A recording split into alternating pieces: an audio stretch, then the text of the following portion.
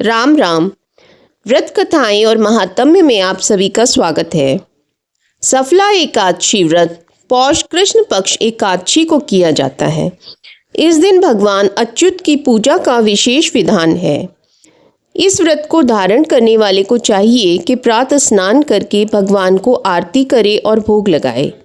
ब्राह्मणों को तथा गरीबों को भोजन अथवा दान देना चाहिए।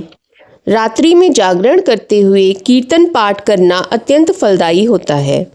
इस व्रत को करने से समस्त कार्यों में सफलता मिलती है, इसलिए इसका नाम सफला एकादशी है। सफला एकादशी व्रत की कथा इस प्रकार है।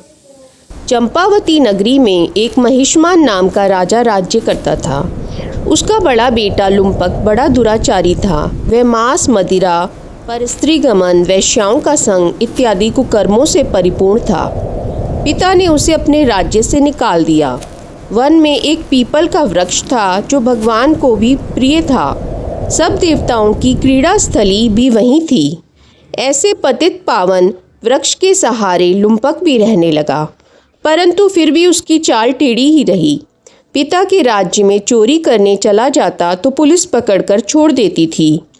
एक दिन पौष मास के कृष्ण पक्ष की दशमी की रात्रि को उसने लूट मार एवं अत्याचार किया तो पुलिस ने उसके वस्त्र उतारकर उसे वन में भेज दिया।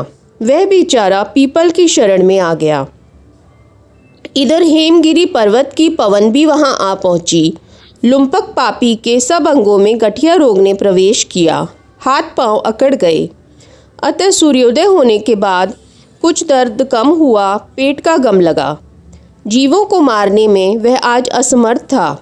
वृक्ष पर चढ़ने की शक्ति भी उसमें नहीं थी। वह नीचे गिरे हुए फल बीन लाया और पीपल की जड़ में रखकर कहने लगा, हे प्रभु, वन फलों को आप ही भोग लगाइए। मैं अब भूख हड़ताल करके शरीर छोड़ दूंगा।